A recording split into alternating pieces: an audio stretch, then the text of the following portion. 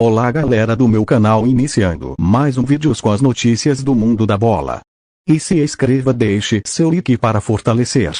Vamos pro vídeo. Que vai ajudar a gente a explicar qual é a situação de momento e de futuro do Vasco da Gama. Está aí Marcelo Baltar com a gente. Seja bem-vindo, Baltar. Deixa eu primeiro introduzir. É um dos nossos setoristas do GE. Globo, que cobre o Vasco da Gama. O Vasco é o time que está mais... quase falei, o Vasco é o time da virada, né? A gente pega uns gatilhos aí de frases. O Vasco é o time que está chamando mais atenção nessa janela de transferências, né? Nesse início de temporada. Tem uma SAF recém-constituída, chega forte ao mercado. Então vamos destrinchar. Eu peço, inclusive, aos nossos amigos internautas no hashtag Redação Sport TV que contribuam, tirem dúvidas. Vascaínos, esta é a hora. Bem-vindo, Baltar. Eu já te engatilho uma primeira pergunta que é justamente esse momento. Primeiro faz um balanço pra gente. Qual é o número até agora de contratações? Não sei se você pode também dizer um valor também já envolvido nessas contratações do Vasco. E o quanto que o Vasco ainda pretende investir nessa janela? Bom dia, Gabi. Bom dia, Tim, Charles. Você não está errado, não, em dizer que o Vasco é o time da virada. Essa frase que a torcida usa muito tem sido tratada, assim, né, dentro do Vasco mesmo, pela torcida também, como um momento de virada no clube que sofreu tanto aí nos últimos anos, sem dinheiro, sempre atrasando salário, e na Série B, né, as duas últimas temporadas, e agora tem que dar o mercado aí, talvez o clube brasileiro que mais esteja movimentando o mercado. Então, esses três aí que a gente está mostrando agora, né? O Deluco, o Léo e o Pedro Raul, os jogadores já foram anunciados, já estão treinando. Mas o Vasco tem mais dois aí que já estão acertados, que é o Lucas Piton, do Corinthians, que vai pagar cerca de 16 milhões, e o Luca Orellano, do Vélez, da Argentina, que o Vasco está gastando aí um pouco mais de 20 milhões, com gatilhos que podem aumentar ainda mais aí para frente esse valor. Então já está gastando, é claro. Algumas negociações de forma parcelada, não dinheiro, não fez o Pix, né, desse valor todo, mas já tem acordos aí na casa de 60 milhões para esse início de janela, e está no mercado. Tem propostas aí para vários jogadores.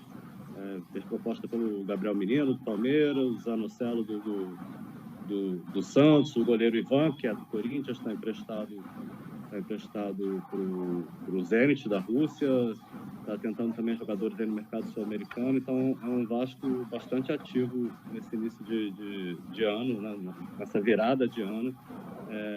Uma reformulação aí que a gente calcula que deve chegar a cerca de 80% do elenco que subiu aí para a Série A. Interessante. Me explica agora, Baltar, como é que tem sido esse fluxo de diálogo e de decisão do Vasco SAF com os nomes que chegaram envolvendo o futebol, né? Abel Braga, Barbieri e o Paulo Brax. Como é que funciona isso? Quem decide necessariamente? Há uma conversa, uma ordem aí de hierarquia nessa decisão? A forma como o Vasco vem contratando é um pouco até diferente do que a gente está acostumado, né? O Vasco subiu ali no início de novembro e demorou quase um mês para anunciar o Barbieri.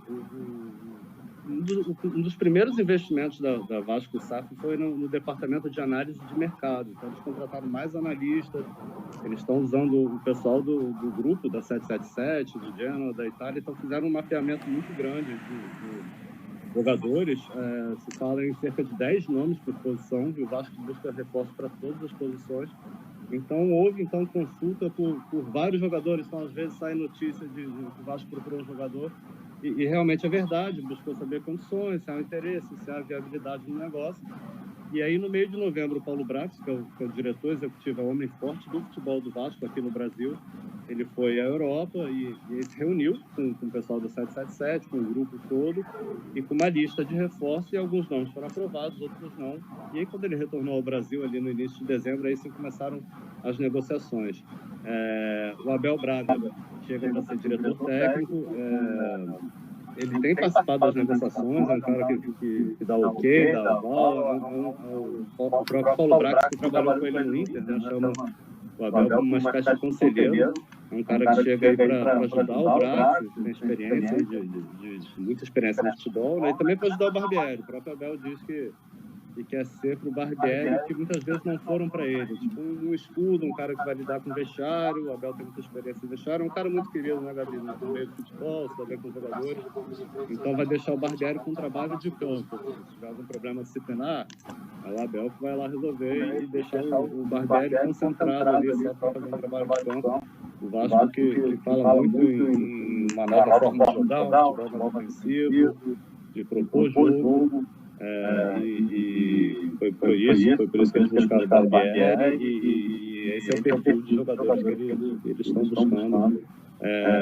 Não dá para saber quantos jogadores vão trazer, mas eu imagino que no mínimo 10 reforços. O Vasco vai ter gente chegando em janeiro, o clube vai fazer uma excursão pelos Estados Unidos. Mas o Paulo Brax, aí, que a gente está vendo aí na imagem, ele fala que o elenco vai estar fechado para a Série A em abril, no início da Série A. Então, é uma reformulação que está em andamento, ainda deve demorar alguns meses, mas muita gente chegando e não acho muita gente saindo também. Né? Muito bem, tem várias perguntas aqui de amigos internautas, mas antes um comentário, e aí eu até passo para a mesa.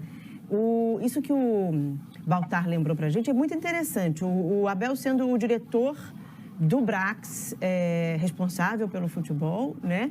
E o Barbieri, o treinador. Porque do momento em que eles trabalharam juntos, o Abel e o Barbieri, perdão, o Abel e o Brax no Internacional, o bastidor que se tinha lá, a situação de vestiário, era que o Paulo Brax, pelo seu perfil, ele não... Era cobrado dele, na verdade, ser um diretor executivo lá no Internacional, que atuasse mais dentro do vestiário. E aí eu lembro que fiz até uma grande entrevista com ele em que ele falava isso. Eu era cobrado disso, sim, em alguns momentos. E eu confesso, esse não é o meu perfil. Eu não sou um diretor executivo que trabalho junto ao vestiário. E talvez tenha que ser para uma outra pessoa. Nem todo diretor de futebol tem isso. E aí o que acontece? Tem agora o Abel, que pela primeira vez vai estar nessa função, sabendo exatamente o que um treinador precisa de escudo, de articulação, de intermediação nessa relação, né? Trabalho em grupo, que funciona se todo mundo está cantando a mesma música, se todo mundo está numa função apropriada, que é a história, ilustre Charles Gavin, dos Titãs. Sim. Bom, os Titãs, na verdade, são um exemplo, foi uma grande escola para mim. Por quê? Nós éramos oito pessoas muito diferentes, né? No seu trabalho, na visão de vida, enfim, mas que se completavam, né? E que só poderia fazer sucesso se, assim, tivesse respeito pelo espaço do outro, se tivesse um projeto coletivo. E mais ainda, eu costumo dizer isso, inclusive em entrevista, é uma forma de democracia rara na sociedade. Assim, a única forma, assim, que às vezes você voltava para qualquer assunto, a gente voltava depois do show, o que vamos fazer? Vamos jantar, vamos para o hotel, votação. E às vezes a minoria que perdia na votação ficava tão inconformada com o resultado que a maioria abria mão do seu privilégio e falava: vocês estão tão inconformados, então tá bom, a gente vai fazer o que vocês querem. Então, acho que, voltando agora, devolvendo para o Vasco, um projeto coletivo, né? Que talvez o Vasco, livre das amarras das suas estruturas, né? Antigas, de diretoria, de conselheiros. De pouca divisão de decisão, né? De pouca decisão de poder. O Vasco é um dos clubes brasileiros que mais tem a ver com isso, com poder centralizado, né? E o que isso foi prejudicar o clube, né? E agora vive um momento totalmente diferente, onde essas SAFs, como foi dito aqui pelo nosso querido Marcelo, né?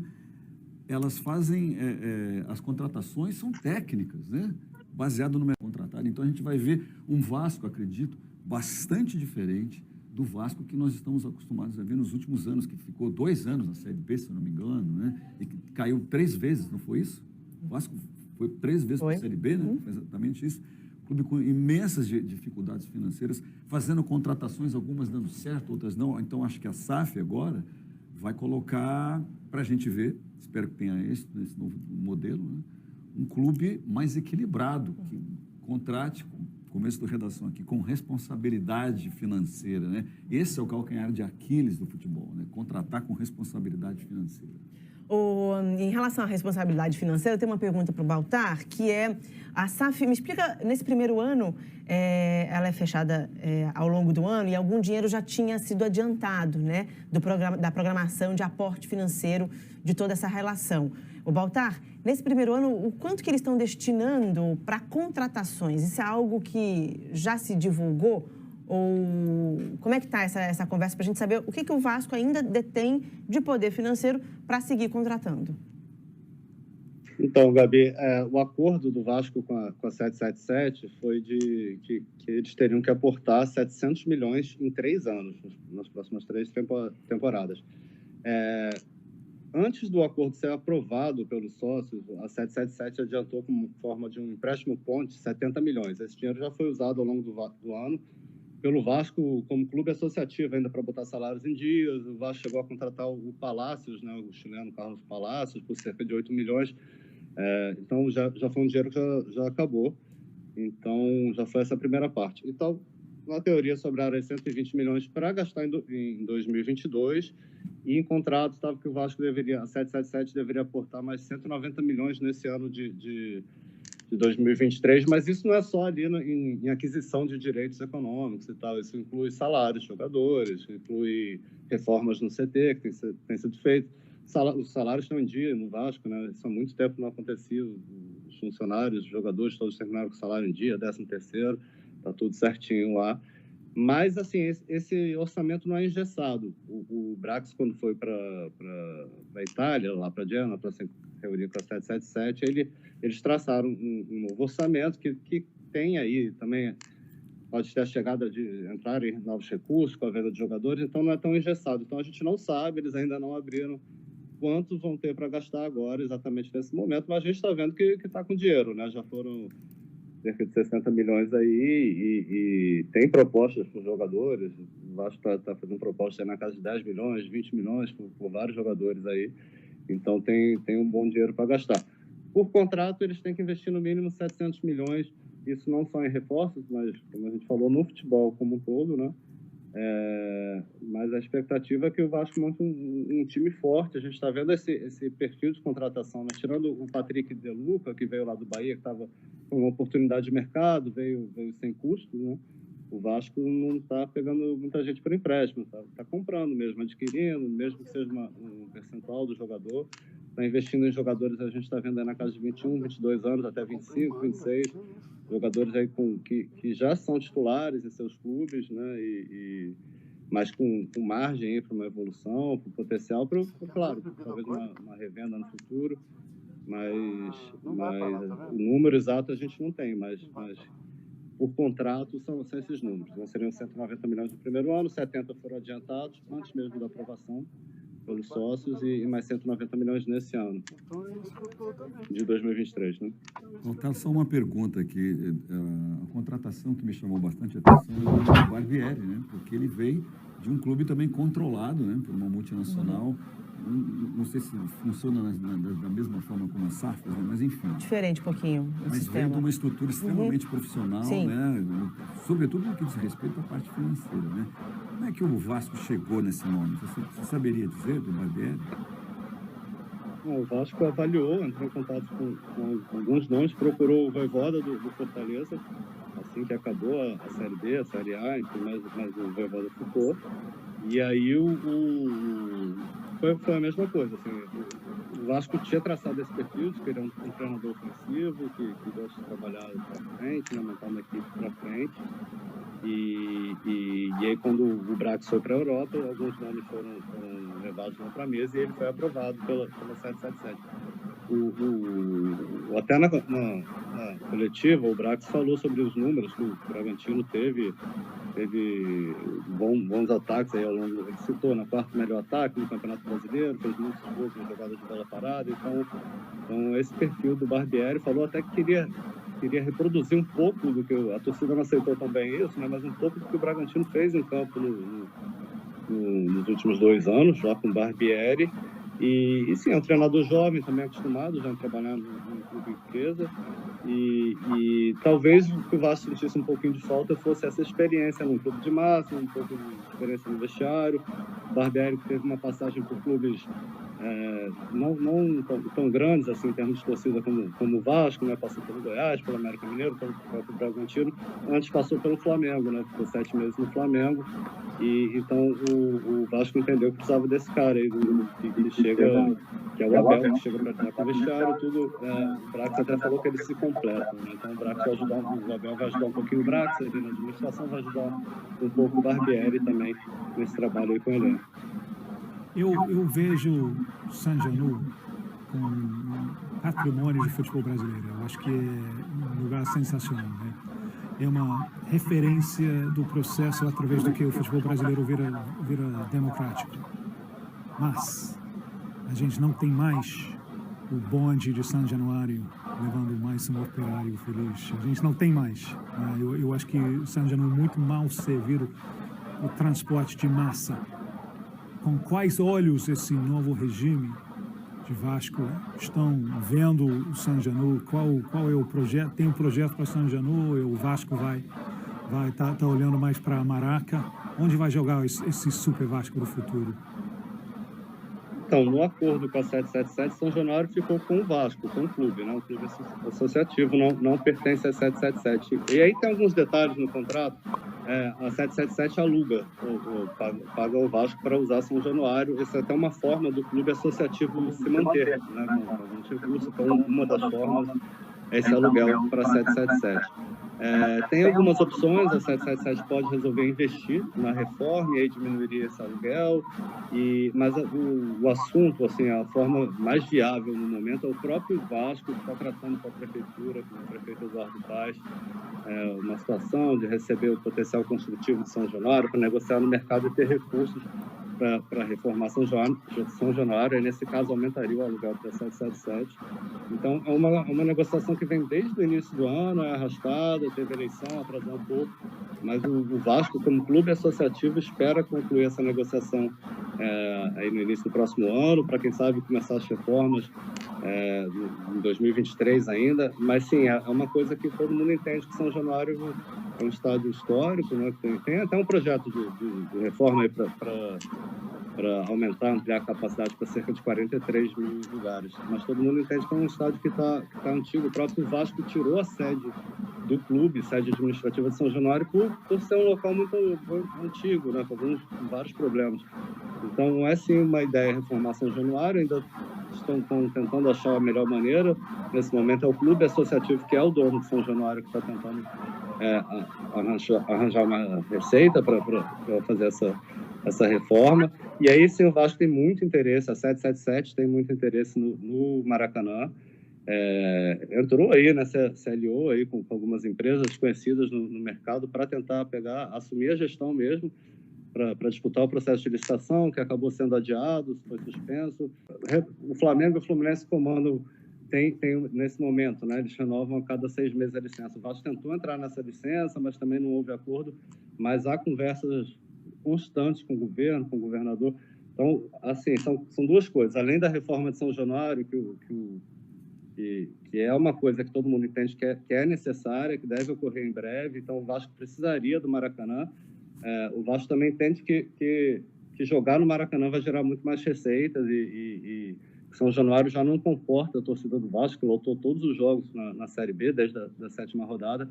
Então, eles querem ter o Maracanã, sim, como um estádio para jogos maiores e ter São Januário reformado e ter essas duas opções. É uma coisa, assim, tratada como prioridade, assim, no Vasco SAF, ter participado dessa gestão do Maracanã.